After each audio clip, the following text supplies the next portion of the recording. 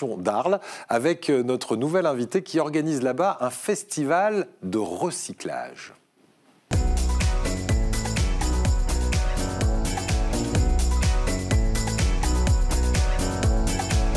Et c'est Lisa Quanus qui nous rejoint. Bonjour Lisa. Bonjour. Merci d'être avec nous. Alors vous êtes créatrice de mode à partir de tissus recyclés, on va voir ça. On a quelques exemples sur le plateau. Et puis vous êtes organisatrice du festival Les Recyclables.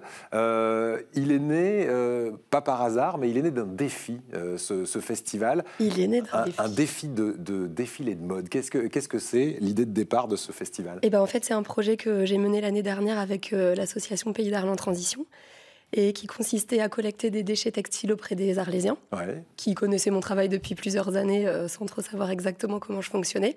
Et le défi, c'était, avec tout ce que j'avais récupéré au printemps, de passer tout l'été à monter une collection complète et de présenter ça sous la forme d'un défilé théâtralisé au mois de septembre.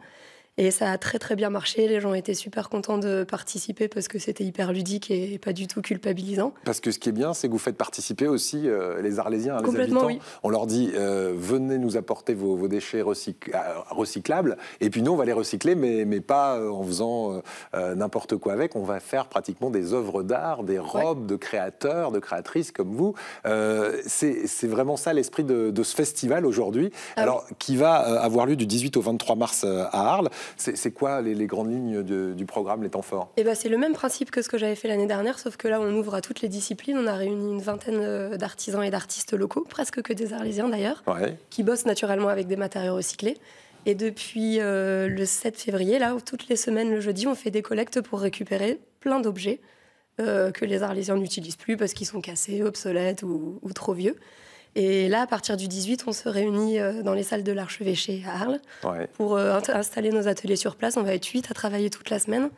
Et donc, on va prendre tout ce qu'on aura récupéré. On essaiera de fabriquer des nouvelles choses à partir de ça. C'est génial. Alors, on va avoir quelques petites choses à vous montrer, là. Regardez, alors, je ne sais pas si on peut le voir ici. Vous voyez ce qui est noté, là? Banque de France. Pour un sac à main, ça le fait bien. C'est des toiles de jute de la Banque de France. Il y a des vrais billets là-dedans. Il y en a eu, oui. J'aimerais qu'il y en ait plus. Oui, c'est dommage, je n'en ai pas autant dans le sac. Qu'est-ce que vous nous avez amené également comme autres articles? Alors, il y a une lampe et puis les bijoux que je porte sur moi qui sont d'une créatrice qui habite pas très loin de Marseille, qui travaille uniquement à partir de circuits imprimés. Cette lampe-là, qui a été faite par Mickey Design, qui participe activement à l'organisation aussi à partir de décors de théâtre et de chutes de décors de théâtre, et de chutes de chantier. Voilà, donc là, c'est cette lampe ici en bois, là. La palmi-lampe. La palmi-lampe, très bien. Pourquoi palmi?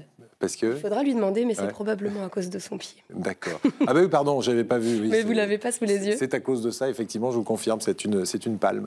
Il y a aussi un petit bouquet en origami de mon amie Justine qui a été fait à partir d'un livre sur les ovnis.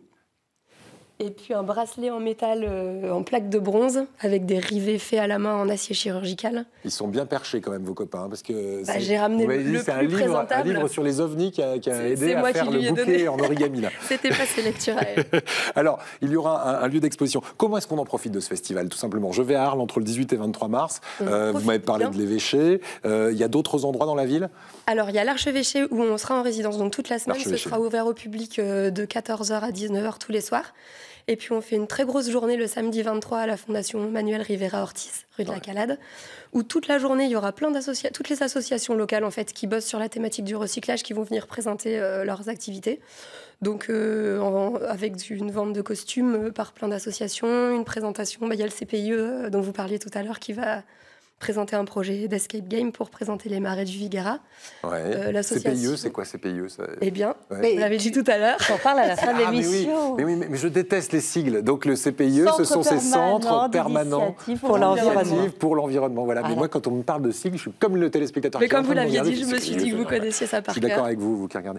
Alors, on va juste terminer en vous demandant, votre plus grande fierté concernant ce projet qu'on va aller voir pendant ce mois de mars, 18 au 23 mars, le Festival des Recyclables. C'est quoi qui vous rend le plus fier? D'avoir réussi à réunir autant de monde en si peu de temps parce qu'on a commencé il n'y a pas si longtemps que ça et donc de participer à fédérer un peu une filière autour du recyclage parce qu'on est hyper nombreux à avoir plein d'initiatives similaires et puis à pas trop se croiser parce qu'on est tous complètement surbookés. Voilà, et le festival vous réunit et il y a vraiment tous les acteurs du recyclage qui sont là. On en a peut-être oublié quelques-uns pour cette première édition, mais tous ceux auxquels on a pensé, en tout cas, ils sont. J'ai une question, est-ce qu'il y a des ateliers où on peut participer, genre des ateliers pour les enfants On va essayer de mettre en place, faire un atelier de fabrication de masques parce que le samedi soir, en fait, le 23, il y aura un gros bal masqué pour clore la résidence où tout le monde est invité à venir masqué et costumé.